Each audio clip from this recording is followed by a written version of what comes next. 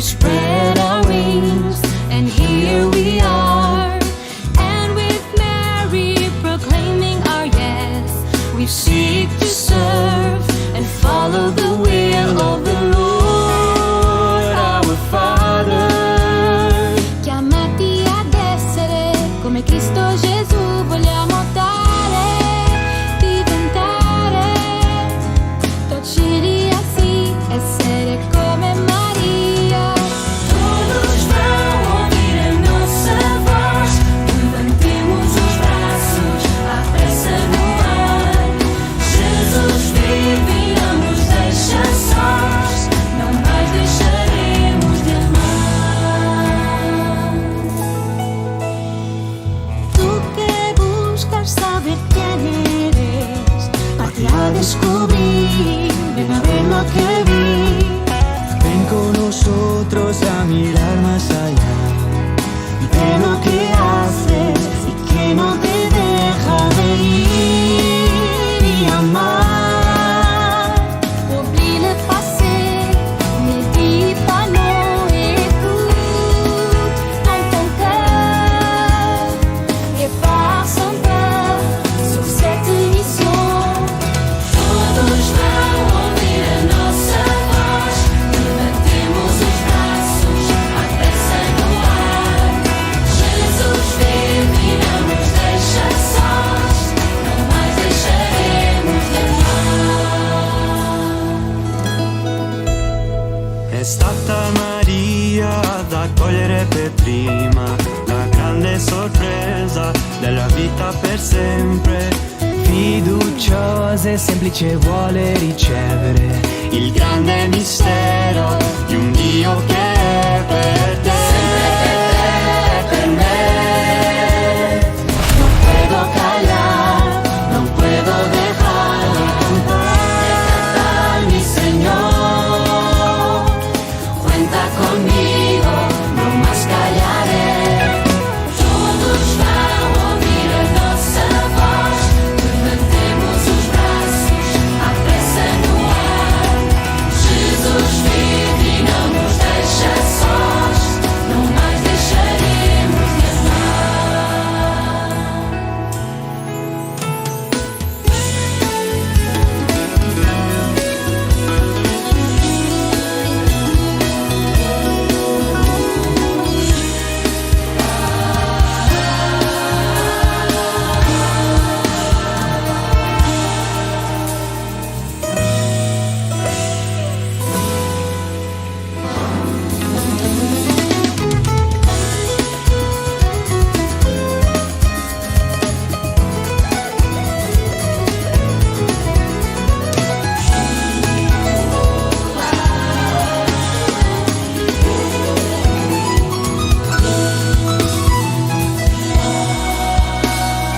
Sans aucun doute sur sa mission, si jeune Marie quitte promptement sa maison et part dans les montagnes, voir Élisabeth et trouve immédiatement salutation, communion.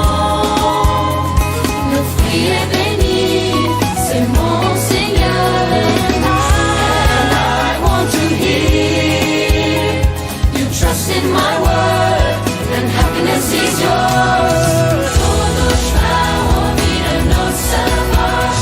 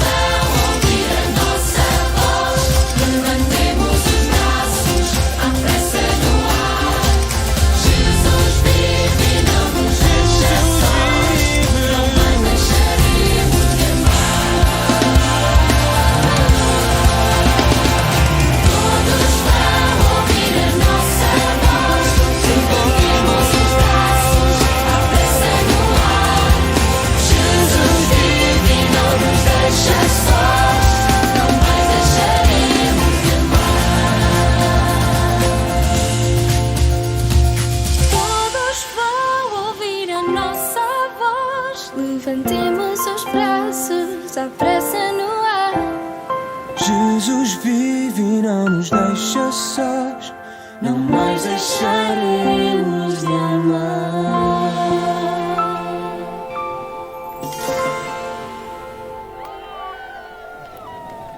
Muito boa noite, bem-vindos. Hoje é quarta-feira e nesta quarta-feira vamos continuar a trabalhar e a olhar para o magnífico Rei David. Eu hoje estou numa espécie de bunker, como podem ver, mas tudo acontece quando há internet a funcionar. Obrigado a todos aqueles que nesta hora estão a acompanhar-nos nesta série de verão dedicada totalmente ao Rei David, cuja história, já sabemos, podemos encontrá-la na Bíblia, e a Bíblia pode estar em livro, pode estar no telemóvel, e facilmente temos acesso a esse magnífico texto onde está a história do Rei David, nos livros de Samuel, 1º e 2º, e no primeiro livro das Crónicas.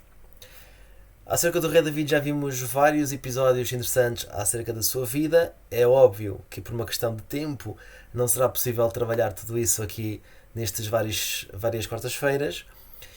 Daí fica o convite então, a leitura de verão, 1º de Samuel, 2º de Samuel, livro das Crónicas, para conhecerem melhor a história do Rei David e todas as aventuras que ele teve.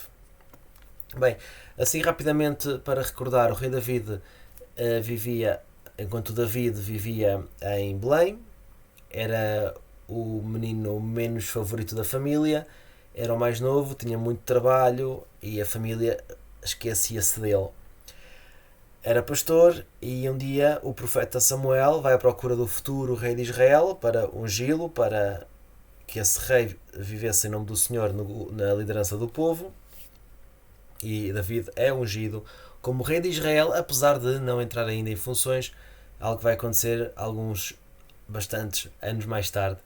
David, a sua fama começa a tornar-se mais evidente ao longo dos anos, especialmente depois do pequeno David dar cabo do terrível e gigante Golias. Vimos isso há uns episódios atrás. Falando disso, todos os episódios estão disponíveis em paroquia.pt/David.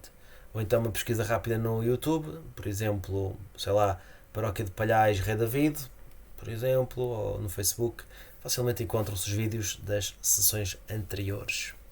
Entretanto, David, continuando ainda a resumir a sua história, David vai andar a escapar do rei Saul, que o tenciona matar, porque David está, além de ungido para ser rei, está a ser demasiado popular e Saul, obviamente, é o rei que está em poder, deseja abafar e mesmo terminar com a sua vida.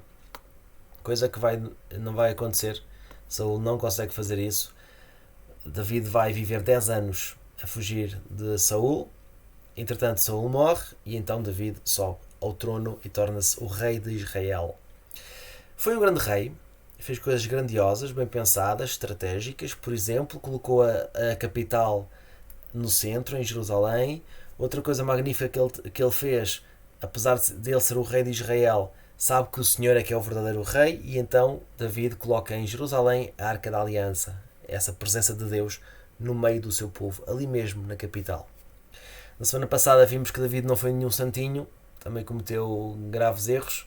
Um deles meteu-se com a Betsabé, a filha de um amigo e esposa de Urias, ou seja, se a esposa ela era casada, meteu-se com ela, ela engravidou, depois David tentou esconder isto tudo, abafar, e acabou mesmo por matar o marido dela para tentar acabar com este caso. Vimos também na semana passada que foi o momento em que David deixou de falar com Deus, deixou de fazer oração, deixou de estar em contacto com Deus, e daí se calhar este grande crime que cometeu, além do adultério, também a morte do Urias, o marido de Betsabé. Bem, são coisas que acontecem, não é? Consequências existiram também. O filho de Betsabé, como eu já referi, David engravidou-a e o seu filho morreu poucos dias depois do seu nascimento. Vimos isso tudo na semana passada e nos últimos episódios. Acho que vale mesmo a pena rever. Para terminar a apresentação breve, a síntese inicial, e já vamos com alguns minutos, não é? Algo que é importante: David não teve só uma mulher, nem duas, nem três. Era algo muito comum naquele tempo, as pessoas, os homens, terem várias mulheres. E portanto, David, além de ter várias mulheres, também tem vários filhos. e estou só a falar dos filhos oficiais das mulheres oficiais, ok? Porque David teve mulheres não oficiais e filhos também não legítimos, não oficiais. David, e vamos já entrar no episódio de hoje, David teve um filho chamado Amnon, era o filho mais velho era o seu filho mais velho, e de outra mulher teve uma jovem, uma filha chamada Tamar. Ok? Vamos então guardar estes dois nomes. Temos Amnon de uma mulher e temos Tamar de outra mulher. Então Tamar e Amnon são meios irmãos. O pai é David, as mulheres, as mães, são mulheres diferentes, certo? Pronto, e dito isto, vamos então iniciar já o episódio de hoje. Vamos lá, ele está já na hora. E 3, 2, 1.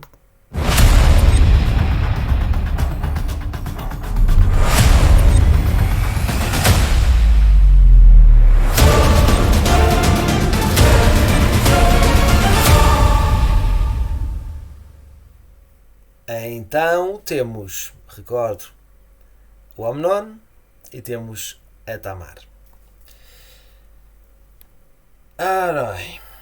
Como é que vou explicar isto hoje? Primeiro, bolinha vermelha, o programa de hoje é totalmente para maiores de 18 anos. Os mais curiosos, procurem na Bíblia a história, está bem? Estou no capítulo 13 do segundo livro de Samuel e esse capítulo, eu estou a ler agora, revela-nos que Amnon estava obcecado pela sua meia-irmã Tamar. É uma obsessão, não é estar apaixonado, é vontade de estar com ela.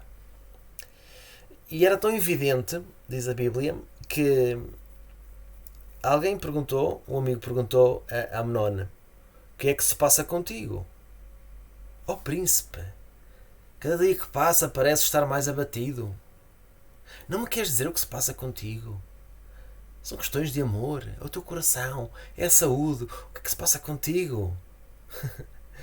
Isto de vez em quando treme porque eu estou a usar o computador e está em cima de mim, por isso eu rio e a câmera abana, ok?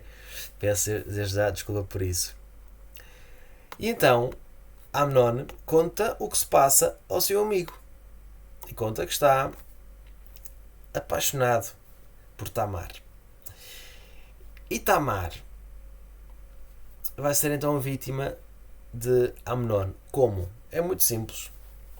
Para verem, isto está tudo na Bíblia e é interessante vermos como o que acontecia naquele tempo acontece hoje. Isto é digno de um programa de televisão, de uma investigação, de um canal de televisão qualquer. Totalmente. Então, diz a Bíblia, o Amnon confidenciou ao amigo que estava apaixonado por Tamar, que é irmã do irmão Absalão, ou seja, Tamar é meia-irmã, e o seu amigo disse-lhe, aconselhou-o, a Bíblia diz, aconselhou-o. Como? Vejam só o que ele aconselhou ao amigo. Deita-te na cama e finge-te doente. Quando o teu pai, que é o rei David, vier ver-te, diz-lhe, por favor, manda vir a minha irmã Tamar para me dar de comer e preparar a comida diante de mim. Se eu comer das mãos dela, vou ganhar apetite e vou ficar bem. Esta é a sugestão que o amigo dá a Amnon.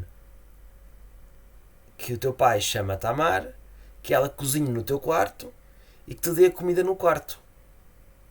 Faz-te quando é que estás doente para teres a sua visita. E foi isso que aconteceu. David foi ter com o filho, Amnon. Amnon disse, não pai, eu não quero estar contigo, quero falar com a minha irmã Tamar, ela cozinha para mim. E Tamar, que era obediente ao pai, a David, foi. David disse-lhe, vai ver o teu irmão, cuida dele, dá-lhe de comer. E Tamar, obediente, foi fazer a vontade ao pai e foi ter com o seu meio-irmão Amnon. Ora, Amnon está doente, Amnon está no seu quarto e eu vou ler da Bíblia, que se calhar é mais interessante do que aconteceu de seguida, para não ser as minhas palavras. Quando ela, Tamar, se aproximou dele, Amnon, meio-irmão, Amnon agarrou a sua irmã Tamar, sua meia-irmã, e disse-lhe, vem minha irmã e deita-te comigo. Mas ela respondeu-lhe, não meu irmão, não me desonres, porque isso é proibido em Israel. Não cometas uma tal infâmia. O que será de mim se tu me desonrares? Bem, mas Amnon não a quis ouvir. E como era mais forte do que ela, Amnon violentou Tamar, sua meia-irmã, e desflorou-a. Foi isto que aconteceu naquele quarto entre estes dois meus irmãos. Amnon violou Tamar. É assim. Depois disto, ainda no mesmo momento, depois de Amnon violar a sua meia-irmã Tamar, a Bíblia diz: Amnon começou a sentir por ela aversão superior ao amor que tinha por ela. Ou seja, se Amnon até gostasse um bocadinho dela, agora começou a odiá-la mais do que a amar. É o que diz a Bíblia. Interessante. Com essa aversão, Amnon disse a Tamar: levanta-te e vai-te embora. Então, primeiro temos Amnon super apaixonado por Tamar. Amnon tem relações com Tamar, abusa dela e no final diz: agora vai-te embora. Tenho ódio a ti. Já não te amo. E foi isso que aconteceu. Tamar, obviamente, depois de ser violada pelo seu meio-irmão, terá de viver com isso para o resto da sua vida. Não terá sido nada fácil, mas o pior ainda vai acontecer. O rei David soube disto. O rei David foi informado acerca deste abuso. David, diz-nos a Bíblia, ficou muito zangado. Ficou com raiva. Mas nada fez. O pai, que por acaso é o rei David, nada fez quando soube que o filho Amnon violou a sua filha Tamar. O rei David nada fez. Deixou passar isto, como se nada fosse. Não castigou o filho, não lhe deu nada especial sequer, e também não protegeu a vítima. David não protegeu a filha Tamar. Nada fez por ela e nada fez a Amnon. Ele era rei. Enquanto rei, devia ter feito algo. Não fez. E era pai destes dois jovens. Enquanto pai, chefe de família, devia ter feito algo. E também nada fez. Estou a falar do rei David, atenção, é? Estou a falar daquele que é o grande líder, que ainda hoje é uma marca para os judeus e para os cristãos. Estou a falar dele. Nada fez. Eu não sei qual é o motivo para ele não ter agido, mas posso suspeitar, e vocês também estão a suspeitar, qual será o motivo para ele ter ficado quietinho como se nada tivesse acontecido. Vamos recordar que David tinha feito algo muito semelhante contra a mulher. Não devia ter feito nada com o Betsabé, mas fez. Uma mulher casada, cometeu adultério. Agora temos uma situação, não é igual, é mais ou menos idêntica. São irmãos, são filhos dele. Se calhar foi esse o motivo que levou a que David não atuasse. Ao recordar o seu passado, não iria conseguir disciplinar o filho, porque ele já tinha feito algo semelhante antes. E além de ter estado com a Betsabé, também matou o marido dela. Mandou matar o marido. David tinha culpa. David sentia em si a culpa. E esse peso do passado impediu que ele agora agisse. Impediu que ele fizesse algo contra o seu filho ou a favor da sua filha, que tinha sido então violada pelo irmão. David estava sem autoridade moral para fazer algo. Foi isso que aconteceu. De certeza. Autoridade moral. David perdeu-a quando esteve com outra mulher e matou o marido dela. E agora não tem essa autoridade moral para disciplinar o filho Amnon. Nem para apoiar a sua filha Tamar. Só pode ter sido isso. E é mais ou menos assim que o pecado funciona. O pecado pode levar a que nós não tenhamos ação. O pecado pode levar-nos à passividade.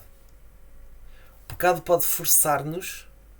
O pecado do passado pode forçar-nos a não agir hoje no presente. Os erros do passado podem ter um peso no presente. Aconteceu com David e não só com David. Podemos pensar, se calhar, na nossa própria vida, em que o pecado do passado teve influência na nossa ação no presente. Isto é importante pensarmos. Acontece com padres, acontece com pais de família, acontece nas empresas, acontece entre colegas. A partir do momento em que caímos em algum pecado, torna-se para nós mais difícil depois agirmos com autoridade moral quando uma situação semelhante acontece com outros. E isso, o pecado pode levar-nos a ficarmos então parados quando deveríamos agir e proteger os outros. Bem, isto é um ponto importante. Como podem ver, o episódio de hoje é forte. É novamente um episódio muito forte. Então, David, com o peso do pecado do seu passado, não age e vai entrar em cena Absalão. Absalão é irmão de Tamar, a tal meia-irmã de Amnon, e Absalão promete vingança. Absalão promete vingar o que aconteceu com a sua irmã Tamar, causado pelo meio-irmão Amnon, filhos de David. Então, o que aconteceu? Absalão é astuto, é estratégico, pensa. Vai dar 2 anos. Passados 2 anos, Absalão vai entrar em cena para atuar contra Amnon, para vingar a sua irmã Tamar. Absalão decide dar uma grande festa, convida todos os irmãos, os meus irmãos, meios irmãos, convida toda a gente, os filhos todos de David, devem ser muitos, convidou-os a todos, e pediu a David para garantir que Amnon estaria presente na festa. E na festa, Absalão certifica-se que o seu irmão fica verdadeiramente bêbado. Absalão certifica-se que Amnon fica bêbado. E quando está bêbado, não tem reação. E é aí que Absalão vai matar Amnon diante de todos. Depois de matar o irmão, depois de vingar a sua irmã, Absalão foge. Vai embora de Jerusalém. Não pode ficar em Jerusalém, é óbvio que não pode ficar. Foge para uma terra chamada Jazur, que fica na Transjordânia. E é aí que vai viver durante 3 anos escondido. Absalão, recordo, foge e fica fora de Jerusalém por 3 anos. Bem, vou agora para o capítulo 14 de Samuel. Vamos avançando um bocadinho. O episódio de hoje pode ser um bocado mais longo também, mas a história é muito interessante e é boa para nós pensarmos um bocado na nossa vida e aprendermos com estas personagens do tempo do rei David.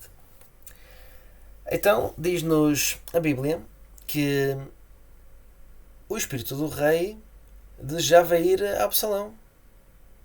Desejava estar com Absalão. Se calhar David queria fazer as pazes com Absalão, queria dizer: está tudo bem, meu filho, o problema já foi resolvido, vamos voltar a ser amigos, eu sou o teu pai, tu és meu filho, eu amo muito. Se calhar David queria fazer isso. Mas ao mesmo tempo, isto é David como pai, mas ao mesmo tempo David como rei não consegue entrar no perdão. Temos aqui um David dividido, o que fazer, o que não fazer. Devo ir e perdoá-lo, eu quero ir e quero perdoá-lo, eu quero ir e quero aceitá-lo novamente na minha casa, mas simultaneamente eu quero ir e quero castigá-lo. O assunto não está fácil. David, obviamente, está feliz porque Amnon foi morto. O que David não conseguiu fazer, alguém o fez, Absalão fê-lo. David está feliz porque Amnon está morto. A sua filha foi vingada, não é? Mas simultaneamente não devia ter acontecido. Então David está totalmente confuso neste momento. Até eu estou a ficar confuso, porque isto é mesmo, a pessoa começa a entrar nesta história e começa a imaginar tudo, e começa a imaginar-se na história, e isto não é nada fácil. David está totalmente confuso, está com muitas emoções aqui dentro a trabalhar, e o assunto não está fácil. Então, continuando a história, Joabe, que é alguém importante, é comandante do exército de Israel. David, Joabe, apercebe-se que David quer que Absalão regresse. Apercebe-se que quer que David. Eu estou a trocar as palavras, não estou. Joabe apercebe-se que David quer que o seu filho vá para junto dele. E então Joabe, comandante do exército, vai tentar que Absalão regresse a Jerusalém para junto do pai. E assim o pai ficaria feliz por estar com o seu filho presente. Bem, David aceita a ajuda de Joabe. Joabe vai procurar o filho Absalão. E simultaneamente, apesar de Absalão regressar a Jerusalém, Absalão não vai ter com o pai. Pois, não é fácil, pois não. Absalão não vai ter com o pai. Porque o pai não quis. É interessante. David autoriza que Absalão regresse. Joabe vai buscá-lo e depois não quer o filho na sua casa. Isto é uma grande confusão. Podemos imaginar David bastante confuso nos seus pensamentos. Bem, então temos agora Absalão em Jerusalém. David não quer ver o filho. Passam-se 2 anos. E então recordo, Absalão esteve 3 fora. Agora está mais 2 em Jerusalém. Passam-se 5 anos em que David não vê o filho Absalão e Absalão não vê o pai David. Ok? São 5 anos em que não falam um com o outro. O filho não fala com o pai e o pai não fala com o filho. Já passaram 5 anos. Eu estou a ir devagarinho, porque quando conto a história do David, do rei David, se calhar há pessoas que estão a acompanhar com atenção e se calhar estão a pensar, isto está-me a acontecer, isto já me aconteceu, eu conheço alguém nesta situação. Todos nós conhecemos pessoas que não falam umas com as outras. Bem, então temos Absalão que foi para Jerusalém para estar com o pai não quer receber apesar de ter chamado. Absalão começa a ficar com raiva. Absalão quer estar com o pai, Absalão quer falar com o pai. Absalão quer ir ter com o rei David. E vai inventar forma de chegar ao rei David.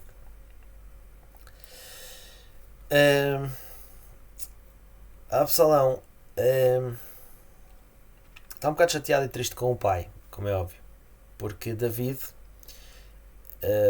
não foi capaz de arrumar o assunto de Tamar e Amnon, não resolveu isso, foi Absalão que fez, e Absalão teve de fugir, fez algo que devia ter feito o pai não fez ele, agora ele teve de fugir, e obviamente que também Absalão não está tranquilo com isto tudo, também não deve estar muito em paz com tudo isto, e agora ainda por cima está em Jerusalém, não pode ir ter com o pai, deve estar bastante confuso, desiludido, com raiva. Eu não sei muito bem como poderá estar Absalão neste momento. Diz-se que o tempo cura tudo, mas como podemos ver, a situação entre Absalão e David não está nada fácil. Possivelmente o tempo não cura tudo. Há assuntos que têm de ser resolvidos e quanto antes melhor. O que vai acontecer, por exemplo, nas relações familiares, quanto mais o assunto fica por resolver, mais o buraco aumenta. E mesmo que aparentemente esteja tudo bem, esse buraco está lá até escondido, tipo uma armadilha. E as coisas vão ficando piores. Isto acontece com muitas famílias. Não resolvem a situação e... Então, depois de 5 anos, temos David e temos Absalão. Grande distância entre um e outro. Eles querem ver-se um ao outro, não dão um passo e a distância vai aumentando mais e mais. Então Absalão, agora vou então ao capítulo 14 do livro de Samuel, o segundo livro de Samuel. Absalão vai, já para terminar, ok? Estou mesmo a terminar. Absalão, o que vai fazer? Absalão, peço desculpa, Joabe, estou a trocar os personagens. Eu tenho aqui o texto bíblico à minha frente e não copiei uma frase, então agora saltei um bocadinho. Então o que faz? Absalão vai mandar uma mensagem a Joabe. Joabe, recordo, é então o comandante do exército. O tal que se apercebeu que algo não estava bem. Então, Absalão manda uma mensagem através de Joabe para o rei David. Absalão diz: Joabe, fala com o meu pai e pede-lhe por favor por tudo que me recebe no palácio real. Mais ou menos assim. Mas Joabe não fez o que Absalão pediu. Joabe não levou a mensagem ao rei David. E Absalão voltou a tentar novamente. Joabe, por favor, diz ao meu pai que eu quero falar com ele. E Joabe volta a ignorar a mensagem. Absalão foi falar diretamente com Joabe. Joabe, por favor, eu quero falar com o meu pai David. E Joabe ignora a mensagem. E agora sim, o texto do capítulo 14 de Samuel, do segundo livro.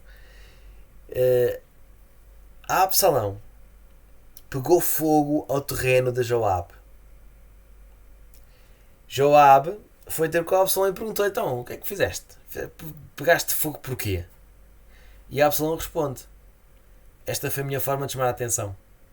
De outra forma, tu não conseguias falar comigo, não querias falar comigo, evitavas-me e tudo isso. Agora vieste a falar comigo. E olha, Joabe, por favor, diz ao rei David que eu quero ser admitido no palácio do rei. E se eu fiz algum mal, então ele que me condena à morte. Mas eu quero estar com o rei David, com o meu pai. Joabe, diz a Bíblia, foi contar tudo isto ao rei. O rei mandou chamar a Absalão, que imediatamente foi ter com ele. Obviamente, estava há 5 anos a tentar, a ir para trás, para a frente, e agora finalmente David aceita, Absalão também aceita e encontram-se. A Bíblia continua e diz: Absalão inclinou-se respeitosamente diante do rei David até ao chão. Imaginem uma grande vénia. Absalão diante do rei David: tu és o meu rei, eu ajoelho-me diante de ti. E a Bíblia continua e diz: e o rei abraçou a Absalão. Tudo muito bem. Aparentemente fizeram as pazes, não é? Aparentemente as coisas ficaram resolvidas. Aparentemente temos aqui algo bonito a acontecer, que é a reconciliação e tudo isso e tal. Bem, não foi bem assim. É que nós sabemos que muitas vezes, grande parte das vezes, depois de uma grande situação, as pazes não se fazem apenas com um abraço e vou aqui adorar-te agora, como rei. Às vezes demora meses, às vezes demora anos. É um trabalho que tem de ser feito. A paz tem de ser, se construímos, se permitimos que surgisse um grande abismo, agora temos de construir algo para trazer novamente a paz, a união, a família. Bem, aparentemente está tudo bem, mas Absalão não quer David no trono. Isto foi só tudo fachada. David tem de cair do trono, é o que Absalão deseja. Quer criar um golpe de Estado para retirar David do trono. E Absalão começa a criar ali uma instabilidade entre os judeus. Começa a espalhar algum veneno e tal, e começa a angariar apoiantes de um possível golpe de Estado. E a Escritura diz que Absalão conseguiu que toda a gente ficasse contra o rei David. E montaram mesmo um esquema para tirar David do trono. E no capítulo 15 do segundo livro de Samuel diz que a conspiração aumentou e ficou mais fortalecida. E o povo que estava do lado de Absalão tornou-se mesmo fiel a Absalão. David fica sozinho. Então David vai perceber que a única forma de acabar com esta brincadeira é uma guerra. Tem de haver uma guerra. David sabe que vai perder Jerusalém se as coisas continuarem como estão. Então David, diz a Bíblia, capítulo 15 de Samuel, segundo livro, David subiu o Monte das Oliveiras a chorar com o rosto coberto e descalço. E todos os que iam com ele tinham o rosto coberto e choravam. David faz esta peregrinação de Jerusalém ao Monte das Oliveiras numa espécie de procissão penitencial. Vai triste. Que mal fiz eu para que o meu filho me atacasse agora desta forma e tentasse tomar conta de Jerusalém? E então, no Monte das Oliveiras, David terá a possibilidade de estar um bocadinho mais afastado da cidade e de criar um plano para evitar que Absalão tome conta do poder. Isto podia ser um filme. Vejam só que filme é este, não é? Entretanto, em Jerusalém, temos David no Monte das Oliveiras e no outro sítio, em Jerusalém, no palácio, temos Absalão. Absalão está ali já a tomar o seu poder. David fugiu, não é? Foi para o Monte das Oliveiras. Então, Absalão está ali a tomar poder e também a criar um esquema para ficar rei de Israel. E Absalão pede um conselho a uma pessoa chamada Aitofel, e Aitofel diz a Absalão: Absalão, chegou a tua hora, vais agora atacar o rei David, vais vencê-lo porque ele está lá fora na Monte das Oliveiras, está fraco, está cansado, tudo isso, e vai. Mas este é só o conselho de Aitofel. Mas David tinha colocado, vejam só como David era. David tinha colocado num palácio um espião um infiltrado. Este infiltrado de Absalão vai pedir também um conselho a ele. Então, o que é que eu devo fazer? Devo atacar, não atacar? Como é que ataco? E este infiltrado, chamado Uzai, diz o seguinte a Absalão: Absalão, não vás ainda para o Monte das Oliveiras? Porque, pensa bem, o teu pai foi para lá forçado a ir para lá. O teu pai está cheio de raiva. O teu pai está furioso. O teu pai tem guardas. E com essa raiva toda, ele vai atacar aqui com toda a força. Se tu vais atacá-lo, ele vai atacar com toda a força, que a raiva vai dar-lhe poder. Este é o conselho que o infiltrado dá a Absalão. O infiltrado colocado lá pelo rei David. Não esquecer. Então, a Absalão escuta o conselho deste homem, deste infiltrado. Porque é um conselho sábio, não é? Se David está com raiva, a situação poderá ser muito complicada, porque David vai entrar a matar. E então, esta paragem da Absalão, seguindo o conselho, a Absalão não ataca. Isto permite que o rei David realmente ganhe força, realmente ganhe e cure as suas feridas, organize os seus homens para o ataque e façam um esquema de ataque forte para deitar abaixo a Absalão. E David tem esse tempo para trabalhar. E foi isso que aconteceu. Entretanto, vem a batalha. Temos a Absalão, temos David e os seus exércitos.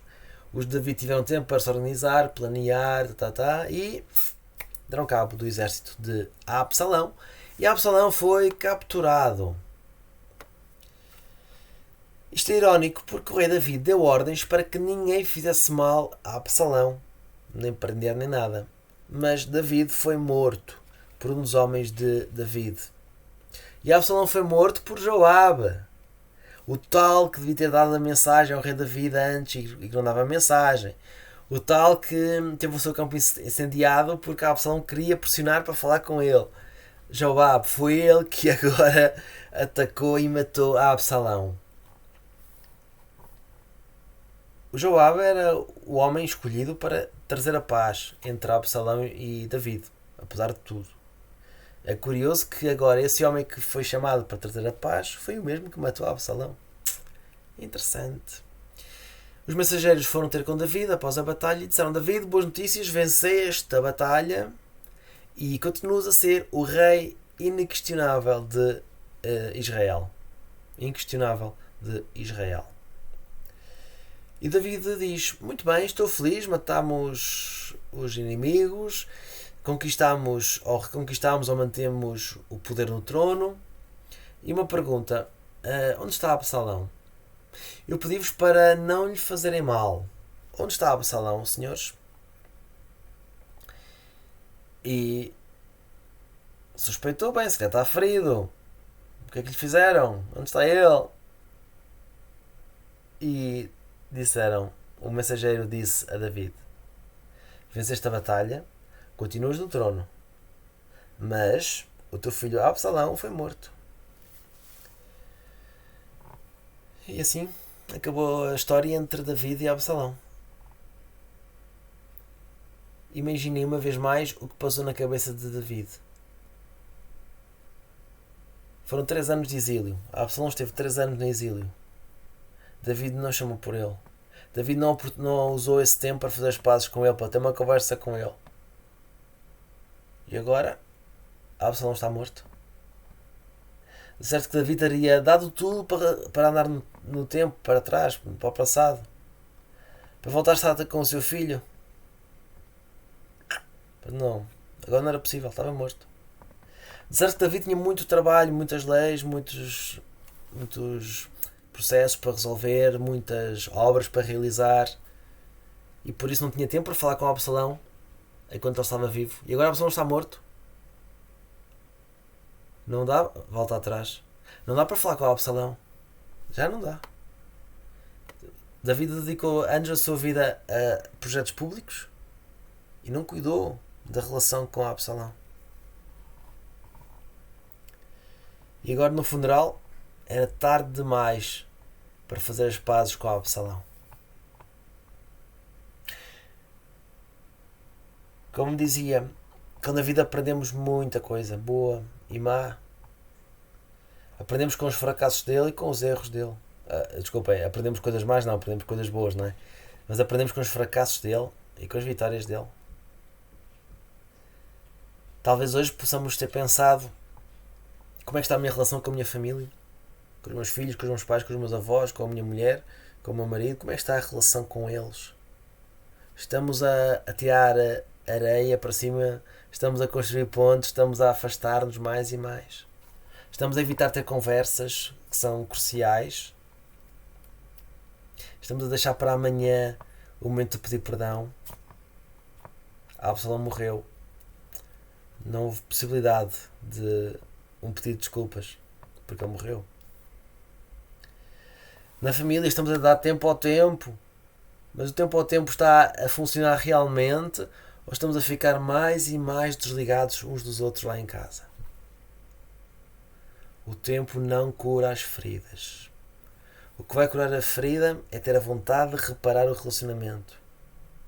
Isso é que vai ajudar. Não é só a vontade e deixar que o tempo cure. Não, é necessário fazer alguma coisa. Ter a conversa. Às vezes pensamos e pensamos e pensamos e depois é tarde demais.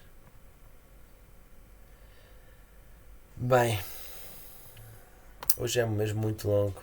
Eu vou terminar recordando a importância de pedir desculpa à cara metade, aos filhos. Perdão porque eu não sei comunicar, perdão porque eu esqueci-me, perdão porque eu também faço parte do problema. Não és só tu, porque estamos casados, porque estamos juntos, somos um só. Eu também faço parte do problema, mas também quero fazer parte da solução. Vamos trabalhar isso. Neste momento, com quem tens de falar urgentemente? A quem tens de fazer um telefonema? Telefonema se calhar já é um bocado tarde, mas a quem tens de fazer um telefonema amanhã ou enviar uma mensagem? O abismo está maior. Com quem tens de falar?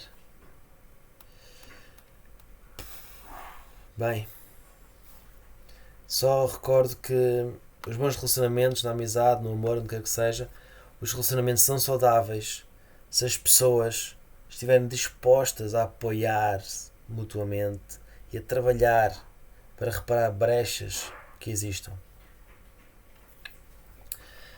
Bem, Senhor, agradeço-te a vida de David uma vez mais, tudo aquilo que tiramos dele para nós, os altos e os baixos dele. Agradecemos-te os seus bons exemplos e também os maus exemplos, por onde aprendemos.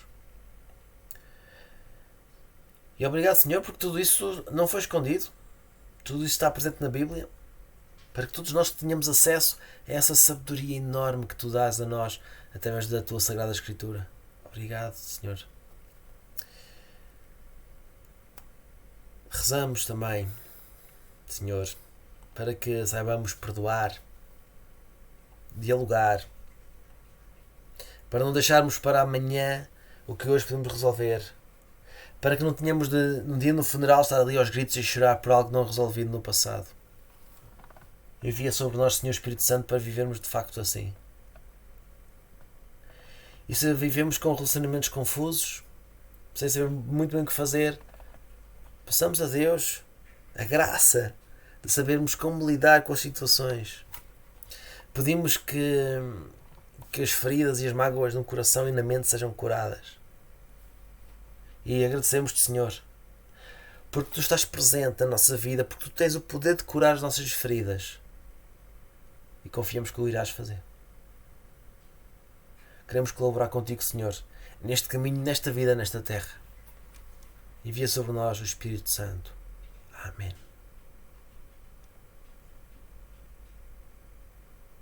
E bem, termino por hoje. É hora de ir para a caminha, não é? Desejo-vos uma ótima noite. E os madrugadores, amanhã às 7h no Tábega. Tchau, tchau. O link está em paróquia.pt para o Tábega, o tempo de oração que temos durante 40 minutos à quinta-feira às 7. Não digo mais nada. Hoje há muita informação para processarmos, para pensarmos, para digerirmos e para colocar em prática. Boa noite para todos. Obrigado pela vossa presença e paciência. Bom descanso. Até amanhã.